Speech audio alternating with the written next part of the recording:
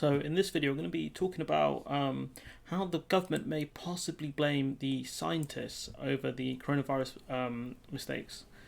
And so previously we've discussed about Professor Edmonds talking about how we should have locked down sooner and how he didn't think that the lockdown would have been possible and that people wouldn't be compliant. And so here we have Teresa Coffey saying that blames wrong scientific advice for any government coronavirus mistakes. Advice at the time was wrong. I'm not surprised if people recognise things like testing capacity. Well, if the science was wrong, advice at the time was wrong. I'm not surprised if people would then think we made a wrong decision. But you have to take judgments based on what you have. Again. No, not at all. I think, I did a PhD in chemistry myself. This is not a straightforward thing. I don't pretend to be an epidemiologist or anything like that. You face a situation, you have a limited amount of information about it, and you have to either make assumptions or judgments. From that, ministers can choose to make decisions on policy based on that. But as you learn more, and we are continuing to learn.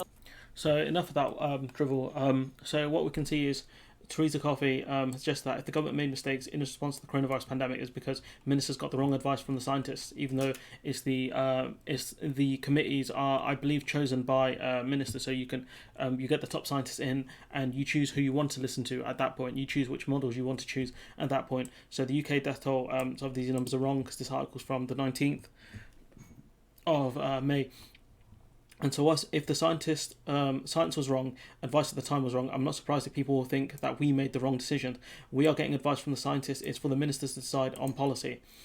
We have tried to take every step of the way. We have tried to take every step of the way to make sure that we listen to the science and understand the science. And that is why the government had to U-turn on opening schools. But you didn't listen to the science, and it's wrong. And it's slightly unfair because this article is from last month, but at the same time it's very clear that the government has not been listening to the scientists the whole way. And if we jump to this video here, we can see that this minister here, Helen Whatley, I don't know if it's a Freudian slip here or if the mask fell, I'm not sure, but just listen to this. Scientific guidance, and then you make the policy. You take their advice and you make the policy. You can't stick this on the scientists. Well, I can, because I'm not. You can stick it on the scientists. No, that's not what I mean to say. You just said that. You just said I can stick this on the scientists. Either you can or you can't. To be clear, that is your words. That is your words. No, you said, well, we can. I mean, that's what you said. We'll go back through this one more time. The scientific guidance. And then you make the policy. You take their advice and you make the policy. You can't stick this on the scientists. Well, I can. I mean, you just said you can stick it on the scientists. I don't know if that's a Freudian slip or if the mask fell, because we can tell from this article here is they do look like they're going to blame the scientists, and this is from the 9th of June, and this article here is from the 19th of May. So it does look like this could be a strategy the government could follow. You can stick it on the scientists. No, that's not what I mean to say. You just said that. You just said I can stick this on the scientists. Either you can or you can't. To be clear, that is your words. That is your words. No, you said you can. I said, can you? You can't stick this on the scientists, and you said you can. I didn't put that in your mouth. You said it. Which is why I immediately said, what I mean to say is we have taken the scientific advice at every stage of this process.